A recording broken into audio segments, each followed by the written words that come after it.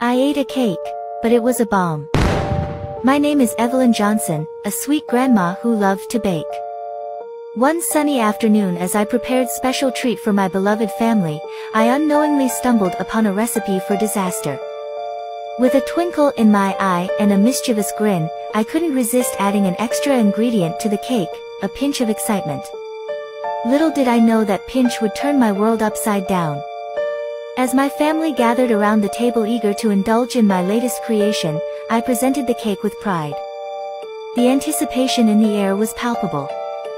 With a swift motion, I cut a generous slice and took a bite. In an instant, a deafening explosion rocked the room. The floor sent me flying back, surrounded by smoke and chaos. The cake had been a Trojan horse concealing a deadly bomb. As I lay on the ground dazed and disoriented, the gravity of the situation sank in. Fear coursed through my veins as I realized the danger I had unknowingly put myself and my family in.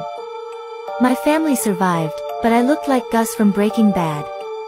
Half of my face was gone. Before my body shut down for good, I managed to get my Kalashnikov rifle and shot my entire family. Have you heard the terrifying mystery of Hotel Room 1046? One fateful day in January 1935, a man who identified himself as Roland T. Owen checked into the hotel president in Kansas City. Staff noted he was in his 20s and was nicely dressed in a black coat. He said he was from Los Angeles and requested an interior room several floors up and was booked into room 1046.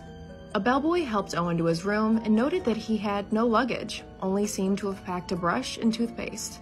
Later that day, a hotel maid named Mary Soaptic said Owen allowed her to clean up the room and noted how dark he kept it in there, with only one dimly lit lamp on and the shades completely drawn. As she left, Owen asked her to leave the door unlocked and said he had a friend coming to visit very soon. Mary said that he seemed worried about something or afraid.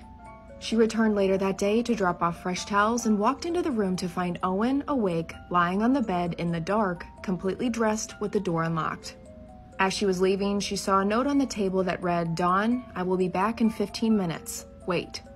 The next morning, she returned to clean the room at 10:30 a.m. per usual and saw the door had been locked from the outside and assumed that Owen had left for the day. But she was startled to walk in to find him again lying on the bed, awake in the dark. This meant that someone had locked Owen in the room from the outside. At this point, if I was Mary, I would have made like a bread truck and hauled buns. Okay, I would have been out of there. Mary cleaned up and recalled that during this, Owen answered the phone and said, "No, Dawn, I don't want to eat. I'm not hungry." Again coming to deliver towels to 1046 later in the day, she heard two men talking inside the room and knocked on the door when a deep voice asked, "Who is it?" Mary said she had fresh towels and the voice replied back, "We don't need any." The following morning at 7 a.m., the hotel's operator noted that the phone in Owen's room had been off the hook for a while. A bellboy was sent up to the room, knocked on the door, and heard a deep voice say, "Come in, turn on the lights." But the door was locked and no one was getting up to let him in, so he yelled, "Put the phone back on the hook," and left. An hour passes and the phone is still off the hook, so another bellboy enters the room with a master key. Owen appeared to be sleeping in the bed, lying in the dark. The bellboy noticed the phone stand was knocked over, so he stood it back up, put the phone back on the receiver, and then left. A few hours later, the phone is off the hook again, so the bellboy goes back up and opens the door to a terrifying scene. There was Owen, lying within 2 feet of the door. He had been attacked. Ooh, and we're just getting started. Go to part 2. This is the terrifying mystery of Hotel Room 1046, part 2. The bellboy opened the door to find Owen and was so scared he ran downstairs and the hotel called authorities. Police arrived to find Owen is alive. They asked him who else had been in the room with him because from the scene, it was obvious that someone had done this to him. Owen replied nobody and said that he fell. He was taken to the hospital and shortly after, Owen passed. Doctors noted that someone had done this to him 6 to 7 hours before he was found, meaning that this went down before the bellhop's initial trip to his room that morning. Police start interviewing staff at the hotel and get word of Don, but the thing is, the mysterious Don was never seen by any hotel staff or any other guests. And police could never track this mystery man down. Strangely, there was little to no evidence found in the room, and police found female fingerprints on the telephone.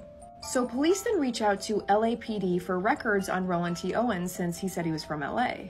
LA replied back that they had no record of anyone with that name, and detectives found out that Roland T. Owen never existed.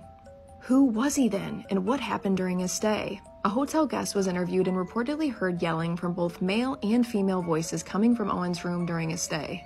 His description went out in newspapers and the case spread, and then an anonymous tip called in and said that Owen had jilted his lover. They said that Owen, the woman, and the mysterious Don had a little meeting in the hotel room and said that Owen, quote, got into a jam. And before Owen's memorial service, another anonymous call came in from an unknown male stating that he would send the money for a proper memorial for Owen. A few days later, that money arrived, bundled in a newspaper along with flowers and a note that read, "Love forever, Louise." Now, who is Louise? It's just mystery after mystery. A year later, a Birmingham woman named Ruby Ogletree saw an article on this unsolved case and identified Roland T. Owen as her son, actually named Artemis Ogletree. But this only raised more questions as Ruby told police that she had been receiving numerous letters within the past year from her son, which is impossible as Artemis had already passed. Ruby said the slang and the wording in the letters seemed unfamiliar and unlike her son. So, who's sending the letters? The case went cold until 2003. A researcher that studied and covered the case received a call one day. The caller stated that while they were cleaning out a recently passed relative's home, they found a box containing tons of articles on the case. The caller also mentioned there was another piece of evidence in the box that is linked to this case. What? Go to part 3. This is the terrifying mystery of Hotel Room 1046, part 3. After years of no leads, in 2003, a mystery caller said they found tons of articles in a past relative's belongings. They also mentioned another piece of evidence in the box that's linked to the case. The caller seemed to have information on the case, but was never identified and never said what that item was. I'm gonna keep it real with you all. I read about this case months ago, but it gave me the creeps, so I put it off. There's just something about it that feels so eerie. Mystery on top of mystery. What happened in that hotel room? I think that person who called in 2003 was onto something, and I think another family member got wind of them sharing information about the relative and put a stop to it. To this day, this case remains unsolved. What are your thoughts?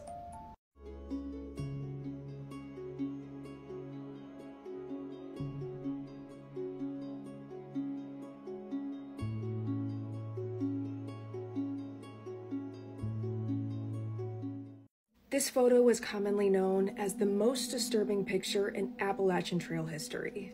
In July 2013, 66-year-old Geraldine Largay set out to hike the Appalachian Trail with a friend. It was a bucket list item for her, but her partner left not long into the hike because of a family issue, and Geraldine decided to continue on the trail alone. But then she got lost, and her husband began receiving a series of haunting texts from her phone. On July 22nd, she texted her husband, "In some trouble." The next day, another chilling message pleading for help. It read, "Lost since yesterday, off trail 3 or 4 miles, call police." Geraldine's husband reported her missing on July 24th, and a massive search ensued, but no one could find Geraldine. More than 2 years later, a contractor stumbled upon Geraldine's remains in a collapsed tent tucked away in the woods. She spent 26 days out there alone and was found just 2 miles from the trail. How could that happen? Even more haunting, investigators found that Geraldine kept a journal detailing her final days, specifically urging whoever found her would send her belongings to her husband and daughter. Many have looked at this and argued the Appalachian Trail should not be hiked alone, as it's always safer to go with a trusted partner. What are your thoughts? This little girl was sold to a man by her own mother. Within 24 hours, she was dead. It was 5:30 on the morning of the 10th of November 2009. Brenda Davis and her partner were sleeping. Suddenly, they woke to a noise. The noise sounded like someone was trying to break into the trailer. Then Brenda's sister Antoinette shouted that her 5-year-old daughter Shania was missing. Brenda begged for Antoinette to call the police, but for some reason she was hesitant. Although she did eventually call, when she was questioned by police, her story seemed to change. When Antoinette was first interviewed, there was good news. Shania had been captured on CCTV, so they had a lead. The footage captured the little girl at a nearby hotel with a mystery man. At first, Antoinette incorrectly identified this man as her boyfriend. Police quickly arrested him, but they found out that he actually had an alibi. He was obviously not the man in question, and Antoinette eventually confessed to lying. The true story of what happened that night is sickening. The real kidnapper was Mario McNeil. On the night in question, he was drunk at home with his girlfriend. He had decided to text his ex, Brenda Davis. When she didn't reply to him, he planned to break into her trailer. Mario then took the little girl. As if this wasn't shocking enough, he actually didn't take the little girl of his own accord. Her mother had sold her to him. She later explained that this was to settle a $200 debt to him. In another disgusting twist, Antoinette would later tell the police that she simply intended Mario to her daughter and return her to her. This was her 5-year-old daughter. Meanwhile, the local community was hunting for the little girl. Hundreds of volunteers came out to search for her, and her dad Bradley made an emotional plea for her return. On the 13th of November, Mario turned himself in. He was charged with kidnapping. Police then found out that Antoinette had sold her daughter to him and arrested her too. Tragically, on November the 16th, Shania's body was found in the woods. An autopsy showed that she had been SA'd and smothered. Mario, quite honestly, was convicted of more crimes than I can list and was sentenced to death. Shockingly, Antoinette was pregnant when she was arrested. Thankfully, when she gave birth, the child was placed into foster care. She was sentenced to at least 17 years in prison and will have to remain on the S offenders list for at least 30. She remains in prison to this day. So by now everybody knows what happened in 14th Street Union Square in Manhattan. The Kai situation with the giveaway and the PS5s, the PCs, the chairs, we're all cut up. But I'm here to explain my point of view, and I'm here to tell you what actually caused the riot in the first place. So, I was online. Fun fact, the line formed itself. I got there with my brother at around 10, and there was just a whole bunch of people, but there was a physical line. Nobody knows who formed the line. Somebody was like the first person in line. Everybody was just lining up. And the police got involved because they got word about there was going to be an event, a giveaway or whatever, so they were like, oh, let's set up some barricades. There was a whole cop car behind us and everything like that.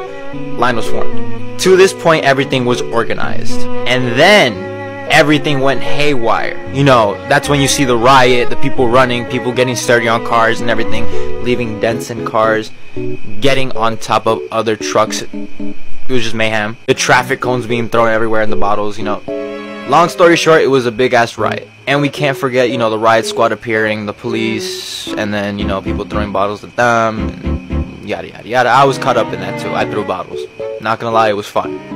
What caused this, you ask? So, this is where I come in. I was standing in line with J.Funny and my brother, right? And I was standing with a couple other friends, my friend Kenneth and my friend Fernando. We were all in line, you know, I'm getting a PS5, I want to play Spider-Man 2. All of a sudden, out of nowhere, the line just becomes disfigured and everybody's just running towards this one rock, this one spot everybody's just running towards. We're like, what the hell everybody's running for, you know? We're staying in the spot, you know, we're not losing our spot, whatever, you know. It was a line made up, whatever. I don't really know. Long story short, people thought Kai was coming out and, you know, announcing something about the giveaway or anything, you know, instructions or whatever. That couldn't be further from the truth. Apparently, this Asian motherfucker goes up on a rock. So, it was mad random. It was this Asian guy with the suit. He had a camera on. There was like a guy filming him, and he had a microphone. He had this up ass mullet, and he goes, corny ass shit. He goes, oh, do you guys with big booty bitches? Messes up the whole line. The line becomes a big ass crowd. Everybody starts jumping in the crowd. Then, you know, people start climbing up on the rocks and the plants and everything. And then somebody threw a bottle. And then that bottle turned into another bottle. And then another bottle. And then another bottle. Traffic cones, books, cans of paint, and then a fire extinguisher. Nice Spice Kid went up on the 14th Street construction thing and started waving around the Ice Spice flag, and that's when the riot started. It's not Kai's fault. It's this Asian guy's fault for ruining the line and ruining the whole organization, because in the start it was a line. And we were all chill. They were all playing football. Like, everybody was playing football in the middle and everything like that. You know, friends are saving their spot on the line. This Asian guy comes in, ruins the whole shit. God knows where he is. He just dipped. Oh, that's my point of view. You know, you shouldn't really blame Kai for what happened. That whole thing went south when that Asian guy just made the whole crowd bunch up into one spot. And the police got involved, trying to get everybody off the street into the sidewalk to let the buses and the cars pass. If anybody can tell me who that guy is, because I don't know his name, I don't know his channel, I don't know his TikTok. I just saw He's just an Asian guy with a suit, a microphone, and a mullet. Just a curly ass mullet. And he was corny as f***, like, corny as f***. He had no reason to ruin the line like that. We were all organizing things like that. But let me know what you guys think in the comments down below about this situation. Like and follow for more. There's a big conspiracy about who the real victims are when it comes to the Riverfront Brawl in Montgomery, Alabama. And I'm going to expose it. And guys, make sure and click the plus sign. Sound up in the comments. Tell me what you think. I'll let you look and we'll discuss. A woman has been hit with a folding chair, and the internet is laughing. We are the problem. I just want to take a second to say that I think that what happened was egregious, and I think that it should be the highlight nobody is talking about. Nobody wants to stop and really reflect and think about how terrifying and traumatic that it must have been to be in that situation. Like, can you guys really just stop for a second? Stop with the jokes, stop with all the BS back and forth, and just really take a second to think about how difficult it must have been. How terrifying it must have been to be that damn chair. That beautiful chair is minding its business, doing its job, and the next thing you know, it's hitting something useless in the side of the head. And nobody's talking about it. Nobody's thinking about how that chair must feel right now to know that there's a gigantic dent in the place that should have been for sitting, and now it's for thinking. I think it was Martin Luther King who once said that a chair is the greatest gift a man could have. What do you guys think now that the real victim has been exposed? Sound up in the comments and click the plus sign. I've got more.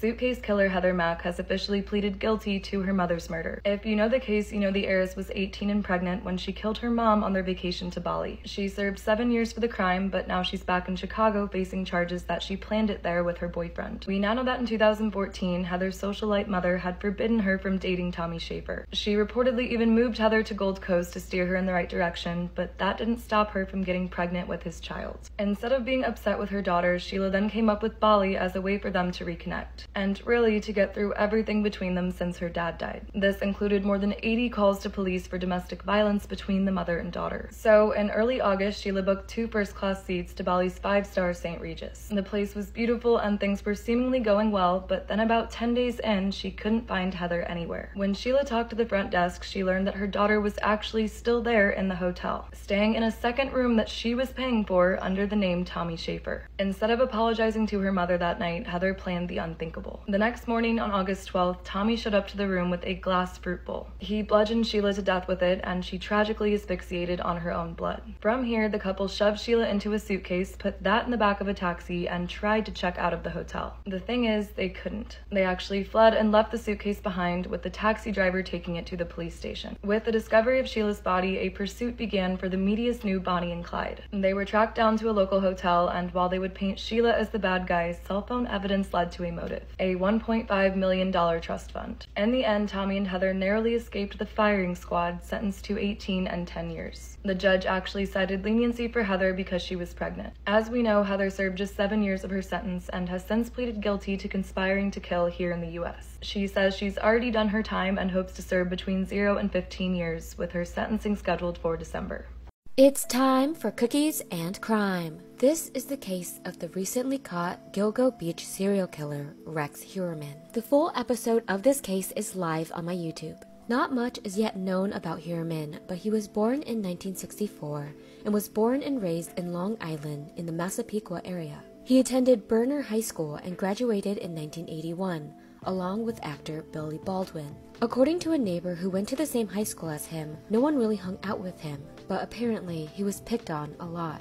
On May 1st, 2010, 23-year-old escort Shannon Gilbert disappeared. She had met with a client at his home in a gated community in Oak Beach on Long Island. At 4:51 in the morning, 911 dispatchers received a phone call from Shannon, who claimed that people were trying to kill her. She fled his home and was never seen alive again. A search began to find her. In December of 2010, police searched Gilgo Beach, which is located on the south shore of Long Island. Here within the bushes, they found a body. But it wasn't Shannon Gilbert's. Then they found another, and another, until they found 4 bodies, none of which were Gilbert's. These 4 bodies would be known as the Gilgo 4. These 4 women were Maureen Bernard Barnes, Melissa Bartholomew, Megan Waterman, and Amber Lynn Costello. All the victims had something in common.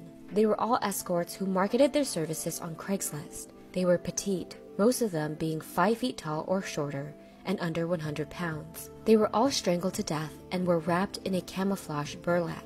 After these discoveries, investigators knew there was a serial killer on the loose. For some time, investigators suspected John Bittroff. He was already a convicted killer who had murdered 2 escorts, and is suspected to have more victims. But in July of this year, Rex A. Heuermann was arrested for the murders of Melissa Bartholomew, Megan Waterman, and Amber Costello. He is also the prime suspect in the death of Maureen Bernard Barnes. He was working as an architect and had his own firm called Rex Heuermann Architecture Design. He's worked with Target, Nike, and even Donald Trump. According to a former employee of his, he hired mostly women who were attractive and petite. He would rave about his love of guns and tried inviting certain employees to go hunting with him, which made them uncomfortable. He was married to Asa Alarup for more than 27 years, and they had a daughter together, and he also had a stepson. He still lived in his childhood home in Massapequa in a quiet neighborhood where everyone was friendly with each other, but he also had other properties in different states. Authorities began to zero in on him when they received a tip from a witness who saw Heuermann's car, a Chevrolet Avalanche, before Amber Costello disappeared. In March 2022, a registration search showed that Heuermann owned a first-generation model of that truck at the time of Costello's disappearance. He also matched the witness's description of the man believed to be the killer, a large, Caucasian, ogre-like male in his mid-40s, around 6'4" to 6'6" tall. He had used burner phones to contact the victims. They would ping off the same cell towers as Heuermann's actual phone, indicating that while using the burner phones, he also had his actual cell phone on him. They would also ping off cell towers in 2 key locations. The first was near Heuermann's office in Midtown Manhattan, and the other was near his family home in Massapequa Park. His Google search also showed that he had been researching his own case the whole time. His ex-wife's DNA was also found on the victims, but it most likely came off of Heuermann's body, since his wife was out of town each time of the killings. A search of his home found 279 weapons and guns in a soundproof basement. So far, Heuermann has been charged with 6 counts of murder. He has pleaded not guilty. On taking a vote on closing the books, you guys want to do it now or wait till tomorrow? No. I mean, you know, if somebody misses a meeting, man, they know. Okay, I got a kite. Some guy came out named Wes. He sent a letter out here, written by Angel, signed by Daryl, and signed by Papa.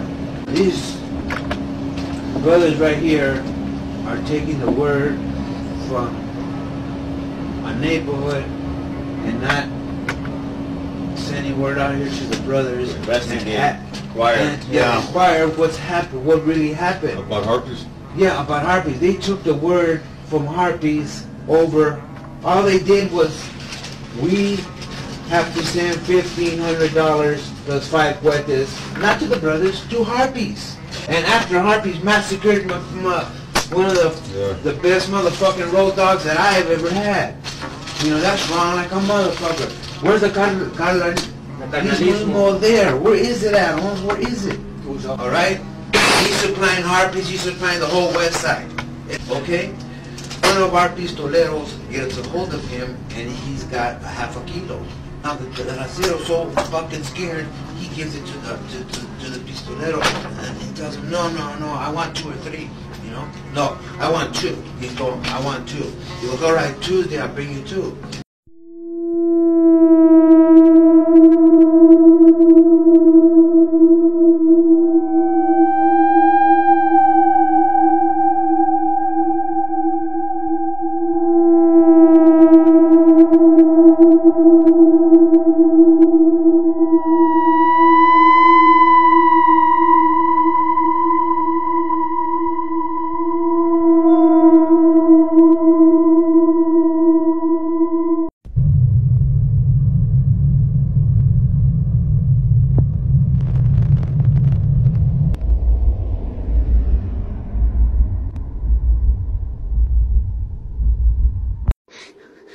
What?